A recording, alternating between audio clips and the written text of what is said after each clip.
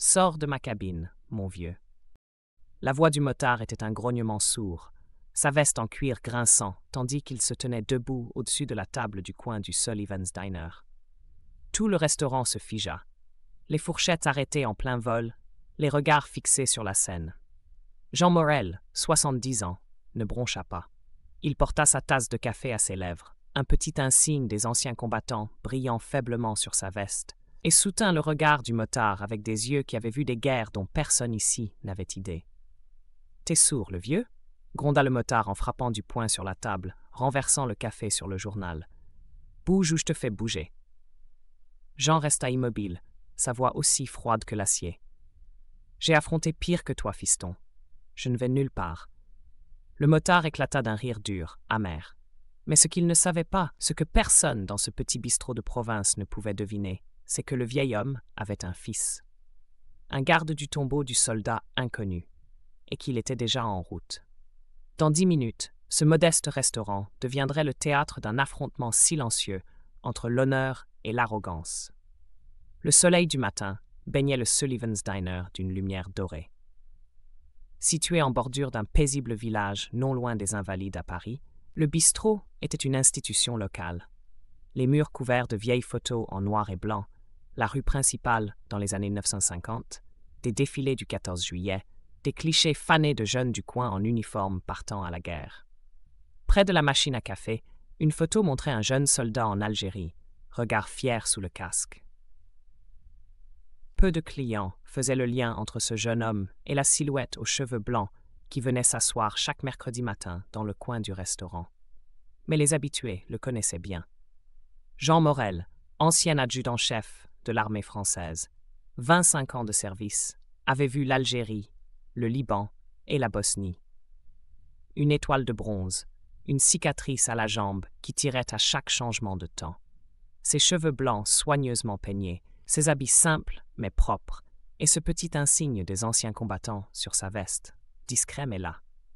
Chaque mercredi, à 8h30 précise, Jean s'installait dans le même coin, celui qui donnait vue sur le parking et la porte. Vieilles habitudes. Il lisait Le Parisien, buvait son café noir, saluait les serveuses d'un sourire et laissait toujours un pourboire généreux. Ce matin-là, le bistrot était plein.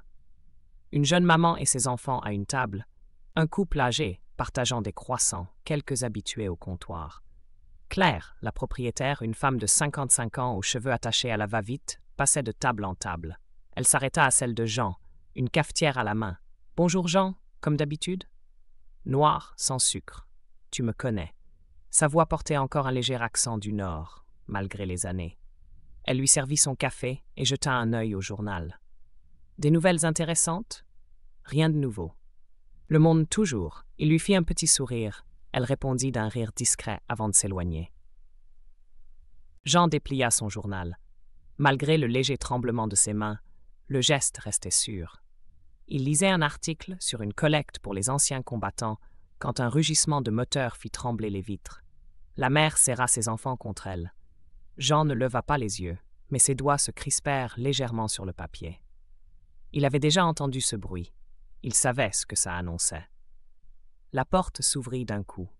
3 motards entrèrent. Devant, Damien Lame Renault, un colosse de 130 kilos, couvert de tatouages aux messages douteux. Derrière lui, 2 autres membres du gang, les frelons noirs, leurs bottes résonnant sur le carrelage. Le silence se fit. Tous les regards se tournèrent vers eux. Lame balaya la salle du regard et s'arrêta sur Jean. Il sourit, mauvais. Il s'approcha. « Hé, le vieux, c'est ma table. Dégage. » Jean leva lentement les yeux. Son regard était calme, mais coupant. Il replia son journal, le posa. « Ça fait 6 ans que je suis ici tous les mercredis. Il y a plein d'autres tables. Prends une autre. » Le sourire de Lame disparut. Ses 2 acolytes se figèrent. « Tu es sourd ou juste con ?» cria Lame. « C'est ma table. Dégage avant que je te vire. » Le silence tomba comme une chape. La mère se leva avec ses enfants. Le couple âgé restait figé, fourchette suspendue. Claire se tenait derrière le comptoir, les mains nouées sur son tablier. Jean ne bougea pas. Il prit une gorgée de café, ses mains toujours aussi sûres. « Je veux pas d'ennui, dit-il calmement, mais je bougerai pas. J'ai gagné ma place ici, il y a longtemps. » Lame éclata de rire, sec, moqueur. « Gagné ? T'étais quoi, un de ces militaires ringards? T'as rien gagné. Il se pencha, son ombre recouvrant Jean. T'es juste un vieux con. Il tendit la main, arracha l'insigne de la veste de Jean et le jeta par terre. Le petit insigne roula jusqu'au comptoir. Puis, l'âme poussa violemment Jean à l'épaule. La tasse de café se renversa. Le liquide brun se répandit sur la table. Claire fit un pas en avant. « Damien, s'il te plaît, laisse-le. Il a rien fait. Mêle-toi de tes affaires, Claire, grogna-t-il. À moins que tu veuilles des ennuis, toi aussi. » Claire recula. Les clients détournèrent les yeux. Jean regarda le café renversé, puis l'insigne au sol. Il ne tremblait pas. Dans sa tête, les souvenirs affluaient. Les tirs, les cris, les visages perdus dans les sables d'Algérie. Il pensa à son fils, Hugo, aujourd'hui garde au tombeau du soldat inconnu. Il pensa à ce qu'il lui avait toujours dit. Ne recule jamais devant un tyran, mais choisis bien tes batailles. Jean se pencha, ramassa l'insigne, l'essuya avec sa serviette. Puis il sortit son téléphone. L'âme ricana. « Tu vas appeler les flics? J'ai pas peur, moi. » Jean l'ignora. « Hugo, c'est papa. Je suis au Sullivans. Tu peux passer? » Il écouta, hocha la tête. « Très bien, à tout de suite. » Il raccrocha, remit le téléphone dans sa poche. L'âme se crut vainqueur. Il s'installa à la place de Jean, les bras écartés. « Serre-moi un café, Pépé. » Jean se leva lentement, boitillant un peu, alla s'asseoir à une autre table. Il commanda un autre café, sans un mot. L'âme riait, fanfaronnait. Il parla fort de son club, de la ville qu'il contrôlait, de tous ceux qui leur devaient du respect. Claire hésitait à appeler la police. Jean buvait, le visage fermé.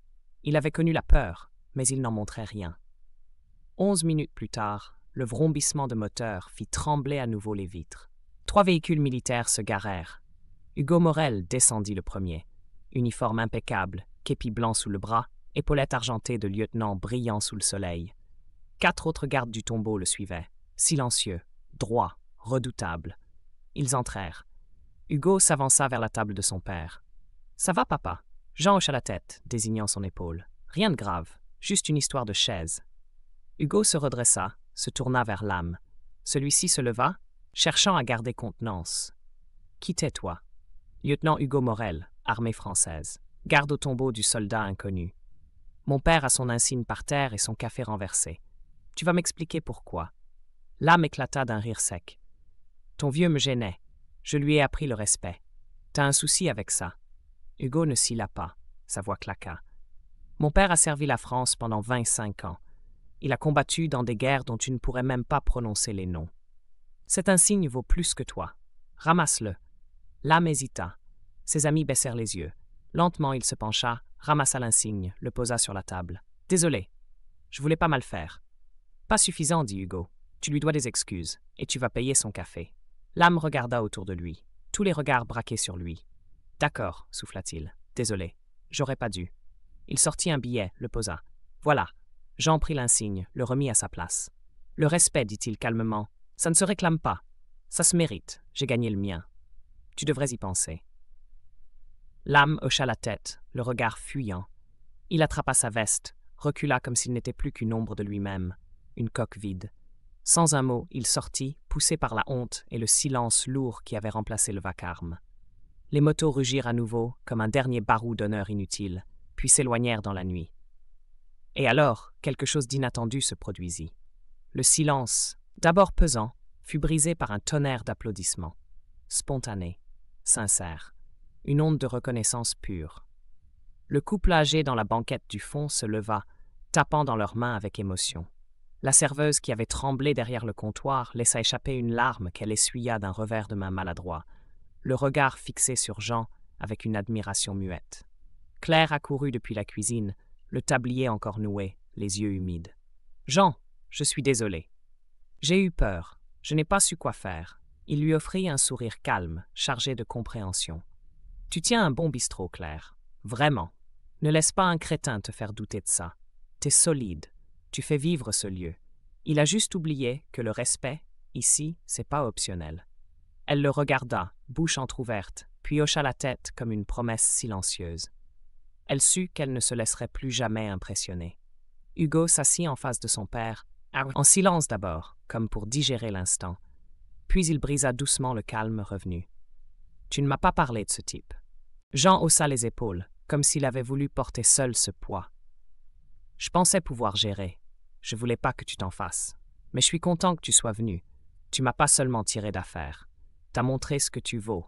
Il regarda l'uniforme de son fils, la coupe nette, les médailles récentes. Lieutenant, hein? Depuis quand? La semaine dernière. Je voulais te l'annoncer au dîner. Mais bon, on a juste avancé le programme, je suppose.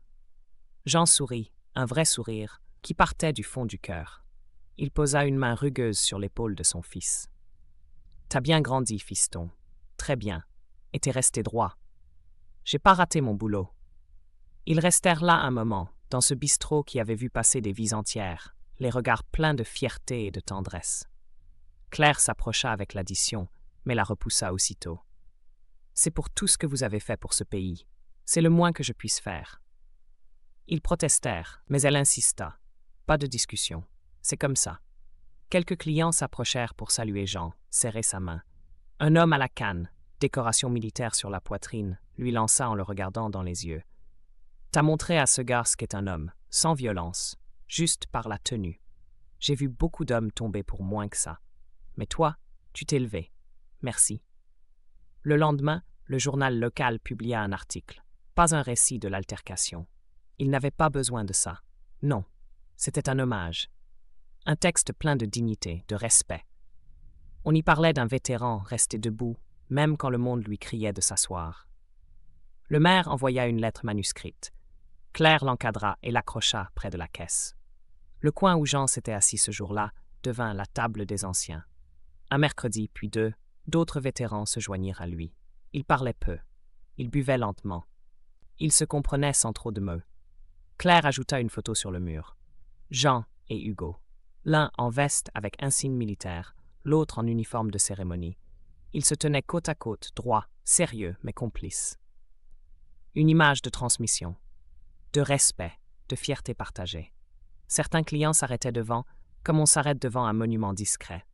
Les enfants demandaient à leurs parents « C'est qui ?» Et les parents répondaient « Des gens bien ». Chaque mercredi, Jean arrivait un peu avant les autres. Il commandait un café. Il saluait Claire, puis il regardait son fils, assis en face, parfois en civil, parfois en uniforme s'il passait en coup de vent. Et à chaque fois, il se disait la même chose, sans jamais se lasser. La vraie force, ce n'est pas de faire peur. Ce n'est pas les poings. Ce n'est pas le volume. Ce n'est pas la menace. Ce n'est pas les gros bras ni les grandes gueules. C'est de rester debout. Même seul. Même vieux. Même quand plus personne ne croit que tu le feras.